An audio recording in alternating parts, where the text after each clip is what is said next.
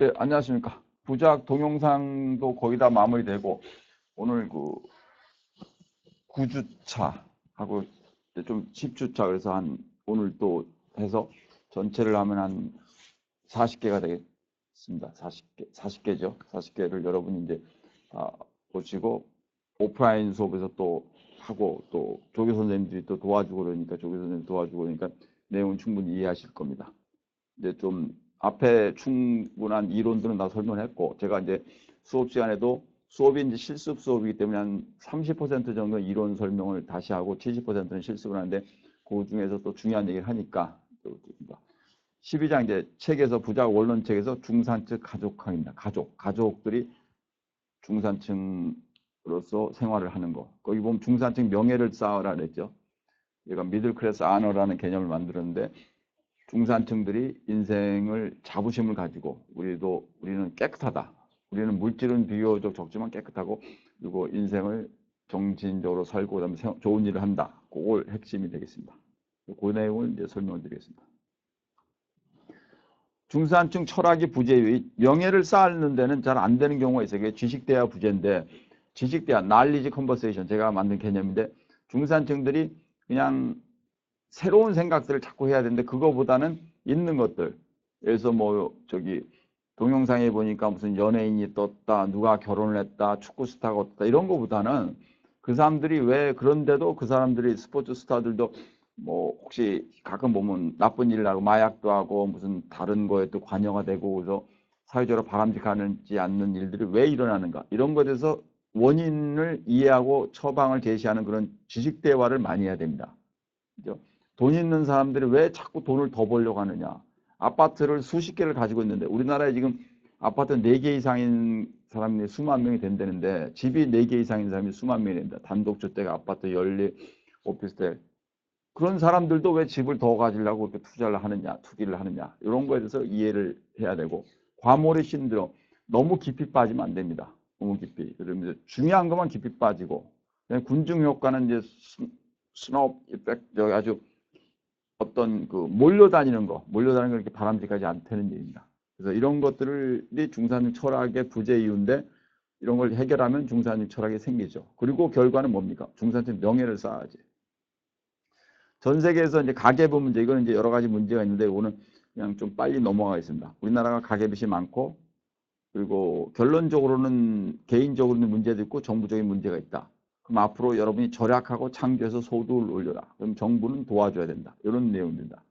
가계부 문제, 뭐 이건 지금 여러분 지금 정부가 노력을 해야 되고, 담보대출의 이자를 낮추고 신용대출을, 담보대출을 유도하고, 그다음에 정부은행 가정이 노력이 필요하고. 미국은 전 세계에서 가장 큰 나라인데 전 세계에서 빚이 가장 많습니다. 전 세계에서.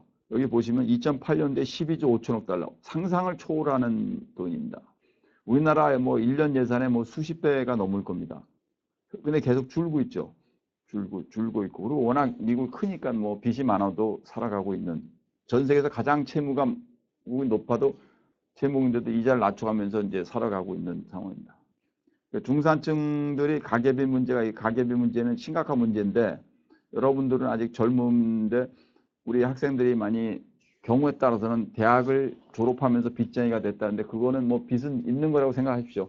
전 세계 최고의 국가도 빚이 많이 살면서, 빚은 항상 우리 몸에 있는 혈압과 마찬가지다. 이렇게 생각하시고 그 빚을 관리를 할 줄 압니다. 관리. 여러분이 빚이 많은 게 문제가 아니라 빚을 관리하면 상관이 없습니다. 우리나라도 지금 인구당 뭐 2천만 원 정도 빚이 있다는데, 우리 새로 태어난 자녀가 오늘 출산한 자녀도 빚이 있다는 형태가 되는 거죠. 좀 말이 안 되죠. 그러나 그 빚을 스스로 관리할 수 있는 정도가 되면 충분하다는 얘기입니다. 그러니까 소득을 늘리고 절약하고. 자강의식과 비구매의식의 강화, 이건 중요한 개념입니다.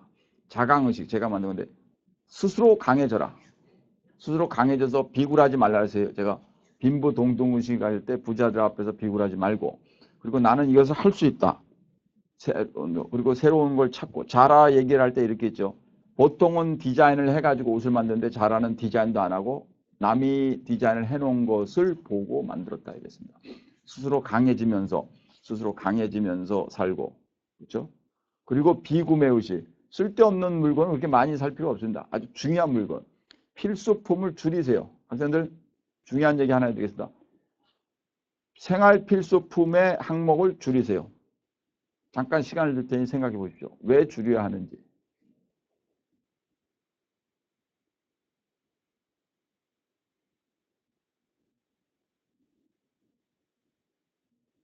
왜 줄이라고 했습니까, 제가? 필수품 그렇게 많을 필요가 없습니다.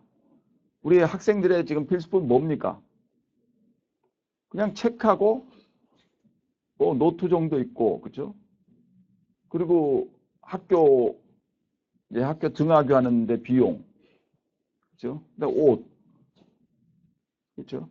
등록금은 이제 부모님이 좀 대주시고 국가장학금도 있고 용돈이 조금 필수품이고, 그다음에 스마트폰 정도입니다. 하루 3끼 먹는 거. 그게 많지 않습니다. 필수품이 너무 많아지면 필수품의 목록이 이것도 필수품이 되고 저것도 필수품이 된다. 고급 화장품도 가지고 싶다. 멋진 벨트도 가지고 싶다. 뭐도 가지고 싶다. 멋진 자가용도 가지고 싶다. 이렇게 되면서 이제 문제가 생기는 겁니다. 그러니까 필수품이라는 건 자기가 기본적으로 사는데 필요한 것들을 줄이고, 그리고 자기가 하고 싶은 거, 욕망을 충족시켜주는 재화들을 하십시오. 우리 학생이 저는 교수님, 저는 앞으로 드라마 작가가 돼서 드라마를 저는 서울여대 불문과 학생인데 불란서 문화를 이해해가지고 우리나라에 새로운 드라마를, 유럽풍의 드라마를 도입을 하겠습니다. 별로 없죠, 우리나라에. 그럼 그렇게 하세요. 그 불란서 문화를 배우기 위해서는 프랑스 사람들이 많이 사는데도 가보고 거기 가서 공부도 하고 이 비용은 들이자면 얼마든지. 그렇죠? 프랑스 책도 사고 프랑스 유학 간 교수님한테 식사를 대접하면서 배우고, 그렇죠? 인터넷에서 프랑스를 찾고 그걸 하는데 정보 취득 비용이 들고 그 다음에 본인이 드라마를 개발해가지고 그걸 시납시스를 요약 광고를 제공하고 이런 것들은 중요한데 프랑스풍의 드라마하고 상관이 없는 것들은 할 필요가 별로 없다는 얘기입니다. 아시겠습니까? 할 필요가 없는 거죠. 그러니까 자강의식, 나는 할 수 있다. 준호의 회장께서 서울여대 와서 특강할 때 빌 게이츠가 매일 아침에 거울을 보면서 나는 할 수 있다. 이렇게 생각을 해요. 자강이죠. 그 다음 비구매의식. 그렇죠?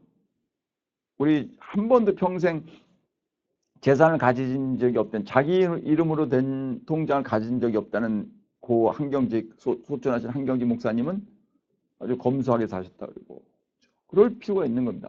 진짜 우리도 그런 생각을 가지고 살아나가는 것을 제가 여러분에게 적극적으로 권유하는 바입니다. 중산층 가족화. 여기에 보면 제가 핵심이 뭐냐면 모여 살고 과외도 이모가 조카를 과외를 하고 창업도 같이 하고 그다음에 서로 지원하고 그다음에 상승을 해라.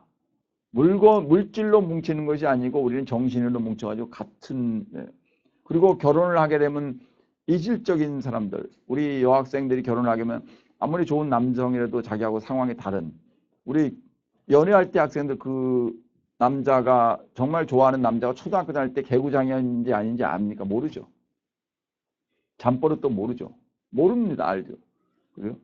혹시 나쁜 버릇이 있는지도 모르고 그 상황에서 결혼을 한 겁니다.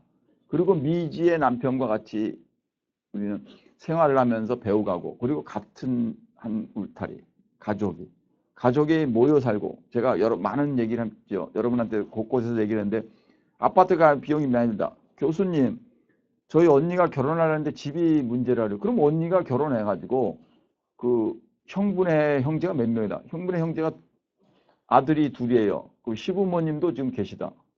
그럼 지금 시부모님이 사시는 집에 남편 대사 살고 있고 그 다음에 남형제가 둘인데 다 결혼해서 그럼 집이 3개 있겠죠. 뭐 전세든 자기 집이든 뭐 월세든 간에. 그럼 그걸 합쳐. 그리고 분간을 해. 여기 또 3번째 아들이. 그럼 집이 4집인데 그거를 제가 한번 그냥 쉽게 얘기했는데 아파트 1층은 쌉니다. 그리고 한 대형도에서 싸져 있어요. 한 50평, 뭐 60평짜리 1층 붙어 있는 거 바로. 아니면 좀 떨어진 거. 그리고 2집씩 살아. 그러면 생활비 줄죠. 좀 불편할 수 있어요. 그럼 가끔 뭐 어디 놀러도 가고 뭐 1박 2일로 춘천도 다녀오고 그리고 창업도 하고 그렇게 살려는 것을 제가 적극 권해요. 그게 협동의 정신이고 저는 실제로 그것을 추구하고 있습니다. 여러분한테 지금 말은 정확하게 안 했지만 제가 오프라인에서 어떻게 하는지를 보여드리겠습니다. 부자과학, 부자학도 과학이 될 수 있다. 제가 부자학을 약간 비웃는 사람들이 부자학이 무슨 학문이냐. 그래서 제가 학문성이라는 걸 설명했습니다.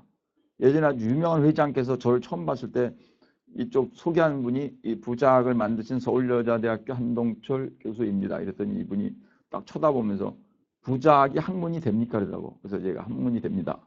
그 주위에 있는 그때는 놀부집이라고 놀부의 수라온이라는 아주 음식점 큰 데였는데 놀부 회장도 있고 많은 분이 있을 때 제가 학문이란 대학에서 개발을 하는 거고 대학에서 현재 강의가 되고 학생들이 수강을 하고 있으면 그것은 학문입니다.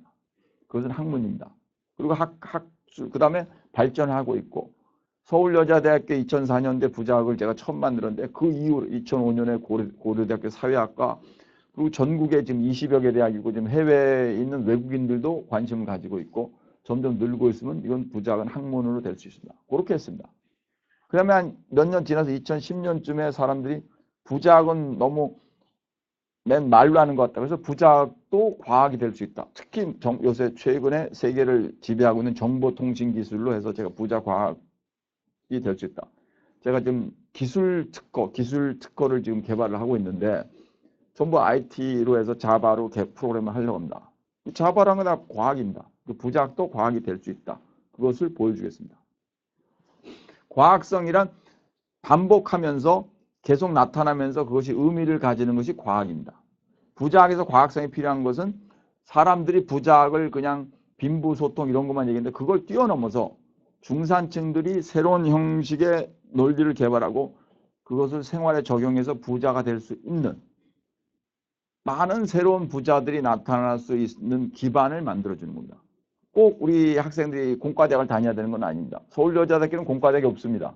정미대가 있죠. 정미대가 이제 정보통신이고 다른 학교에 가면 섬유공학, 화학공학, 전기공학, 건축공학 다 있는데 우리는 남자대학이 아니어서 그렇습니다.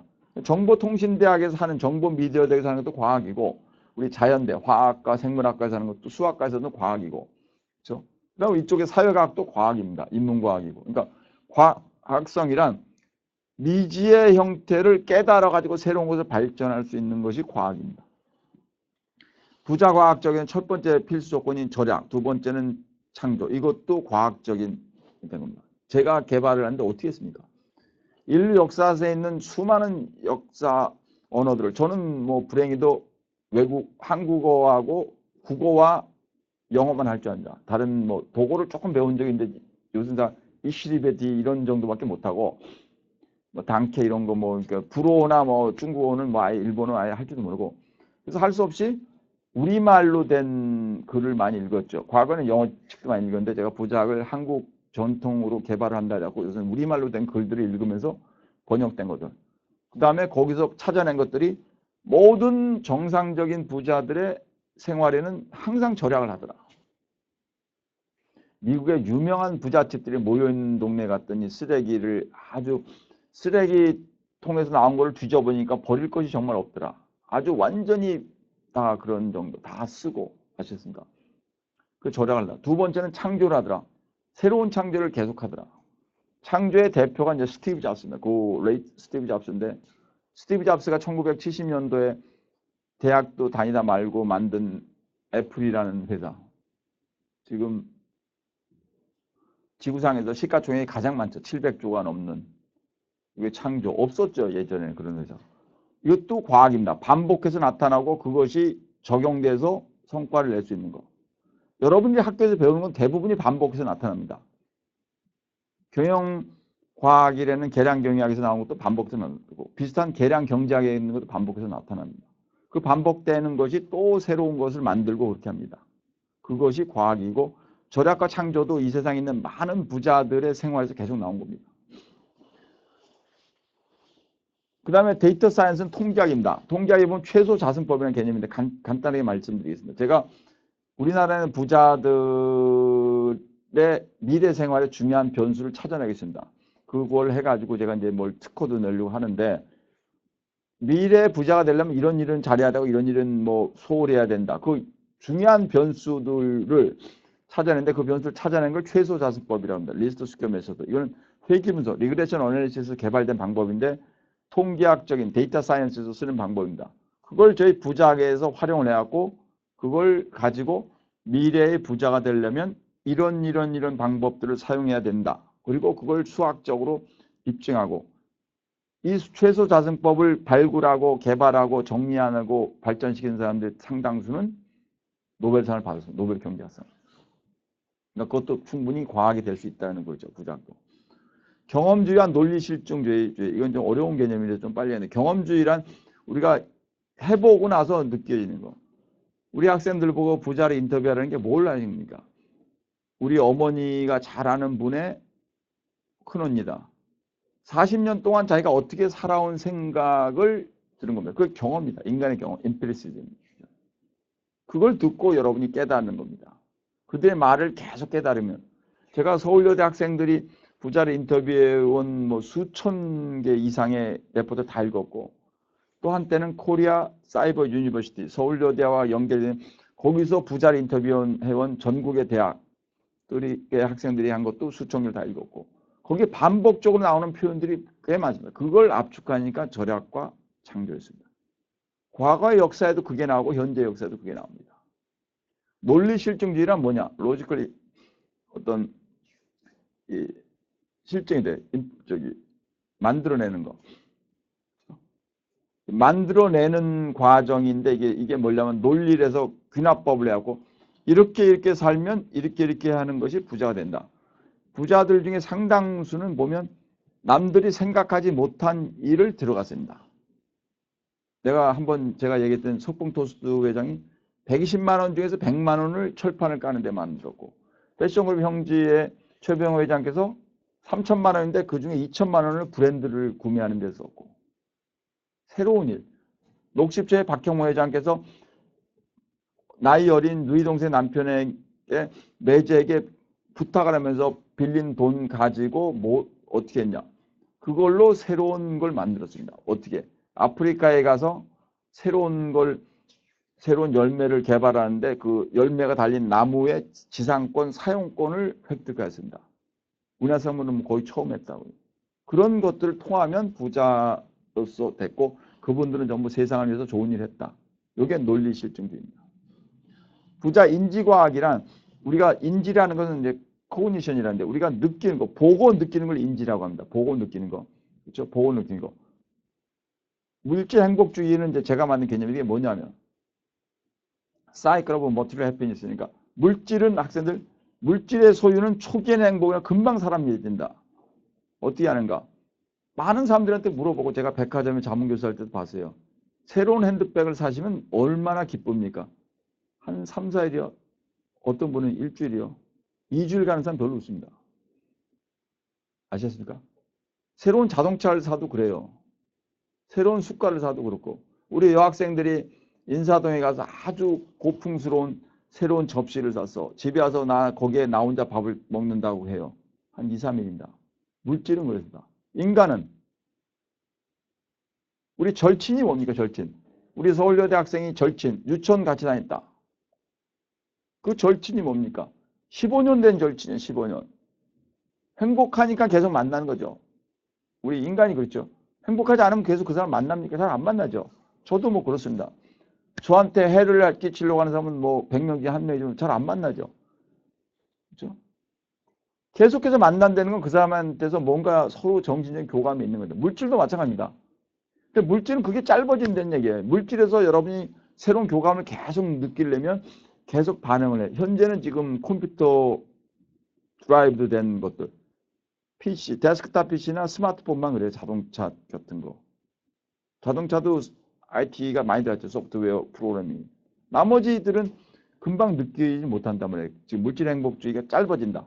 물질을 구매하고 아무리 이쁜 옷이라도 사고 나서 금방 사그러진다. 이렇게 되면 물질에서 행복이 오는 게 아니고 정신에서 행복이 오는 겁니다.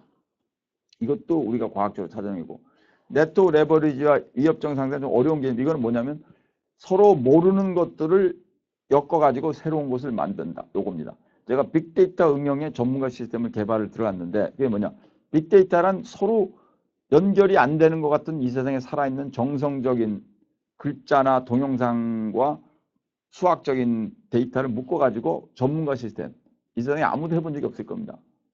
사람들이 물어보면 답을 해주는 컴퓨터 시스템을 지금 개발하고 있는데 그것도 여러 가지 섞어서 한 겁니다. 여기까지가 부자 과학이었습니다.